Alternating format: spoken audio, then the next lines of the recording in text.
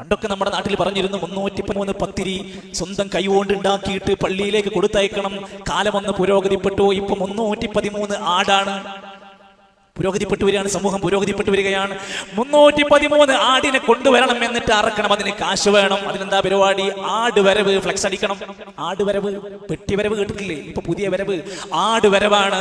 എന്നിട്ട് Google Pay number കൊടുക്കാണ്. ബദരീങ്ങളുടെ പേരിൽ അറവ് നടത്തണോ? ഞങ്ങൾക്ക് പൈസ തരൂ. ആടിനെ ഞങ്ങൾ ഇതാ വരവ് നടത്താൻ പോവുകയാണ്.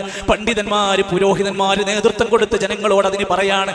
ഹദീസിൽ നബി സല്ലല്ലാഹു അലൈഹി വസല്ലം പഠിപ്പിച്ചു, മൻ ലഅനല്ലാഹ്, അല്ലാഹ് ഒരാളെ ശപിച്ചിരിക്കുന്നു.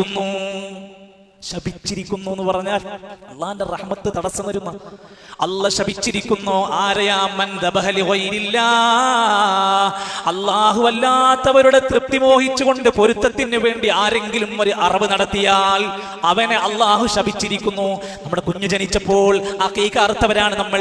കുഞ്ഞിന്റെ തൃപ്തി മോഹിച്ചല്ല, കുഞ്ഞിന്റെ ബർക്കത്ത് മോഹിച്ചല്ല. ഉദ്ഹിയ്യത്ത് അറക്കുന്നവരാണ് നമ്മൾ. ഇബ്രാഹിം നബിന്റെ പൊരുത്തമല്ല, ഇസ്മായിൽ നബിന്റെ ബർക്കത്തല്ല. അള്ളാന്റെ കൽപ്പനയാണ്, അത് നിറവേറ്റുന്നു. എന്നാൽ ഇവിടെ ബദരീങ്ങളുടെ ബർക്കത്ത്, ബദരീങ്ങളുടെ ശഫാഅത്ത്, ബദരീങ്ങളുടെ തഖർറുബ് കിട്ടാൻ വേണ്ടിയാണ് ആ ദിവസം തെരഞ്ഞു പിടിച്ച് ആ നമ്പർ കണക്കാക്കിക്കൊണ്ട് അറവ് നടത്തുന്നത്. ഈ ആഘോഷ കമ്മിറ്റിക്കാർ, ആണ്ട് നേർച്ചക്കാർ തന്നെ അംഗീകരിക്കുന്ന ഒരു പണ്ഡിതനുണ്ട്. ഇബ്നു ഹജറുൽ ഹൈതമി എന്നാണ് അദ്ദേഹത്തിന്റെ പേര്. അവർ അംഗീകരിക്കുന്ന മദ്ഹബിന്റെ പണ്ഡിതനാണ്. അദ്ദേഹം പറയാണ്, ഒരു മുസ്ലിം അല്ലാഹുവല്ലാത്ത ഏതെങ്കിലും ഒരാളുടെ തഖർറുബൻ ഗൈറല്ലാഹ്, അല്ലാഹുവല്ലാത്തവരുടെ പുണ്യം പ്രതീക്ഷിച്ച്, ഖുർബത്ത് പ്രതീക്ഷിച്ച്, ശഫാഅത്ത് പ്രതീക്ഷിച്ച് അറവ് നടത്തിയാൽ ഫസാറ മുർത്തദ്ദാ, ഓൻ മതഭ്രഷ്ടനായി മാറും. ഇസ്ലാം ഒന്ന് പുറത്തു പോകും. ഇത്ര ഗൗരവമായി ഷാഫിഈ മദ്ഹബിലെ പണ്ഡിതന്മാർ പറയാ. എന്നിട്ട് ഇതേ പ്രവർത്തനങ്ങൾ ചെയ്തുകൊണ്ടിരിക്കുക. അതിന് ജനങ്ങളെ ഒളിച്ചുകൂട്ടുകയാണ്.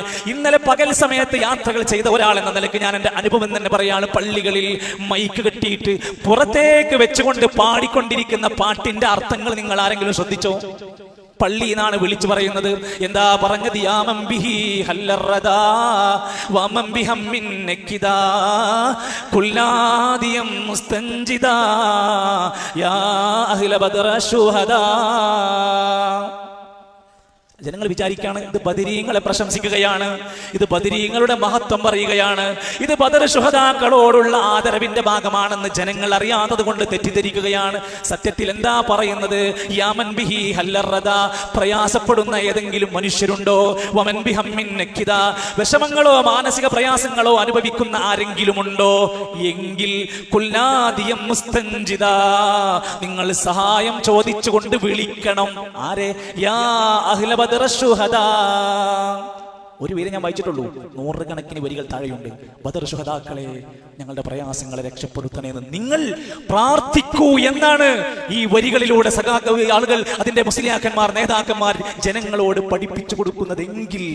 അതുകൊണ്ടാണ് എന്തൊരു പ്രതിസന്ധി വരുമ്പോഴും പണ്ടത്തെ മുശ്രിക്കീങ്ങൾ കപ്പലിനകത്തല്ലെങ്കിൽ അവരുടെ യാത്രക്കകത്ത് കടലിന്റെ മധ്യത്തിൽ കുടുങ്ങിയാല് എന്തൊക്കെ വിശ്വാസം ഉണ്ടായിരുന്നുവെങ്കിലും അള്ളാഹ് ഞങ്ങളെ രക്ഷിക്കണേ എന്ന് പറഞ്ഞിരുന്നുവെങ്കിൽ, നാദാപുരത്ത് തീപിടുത്തുണ്ടായി വീട് നിന്ന് കത്തിങ്ങോണ്ട് നിൽക്കുമ്പോൾ വൃദ്ധയായ ഉമ്മ വിളിച്ചു പറയുന്നത്, ബദരീങ്ങളെ ബദരീങ്ങളെ ബദരീങ്ങളെ. സഹോദരങ്ങളെ, ആ വോയിസ് കേൾക്കാത്തവരാരാണ്? ഇപ്പോൾ വാട്സപ്പുള്ള ആൾക്കാരാരാ കേൾക്കാത്തത്? ആരാണ് സമൂഹത്തോട് ഇങ്ങനെ ചെയ്താൽ മതി എന്ന് പഠിപ്പിച്ചത്? ആരാണ്? അവർ അതിന്റെ ഉത്തരവാദികളാണ്. ഫലാ തദ്ഉ മഅല്ലാഹി അഹദാ, നിങ്ങൾ അല്ലാഹുവിന്റെ കൂടെ വേറെ ഒരാളെയും വിളിച്ചു പ്രാർത്ഥിക്കരുത്. ഖുർആന്റെ കൽപ്പനയാണ്.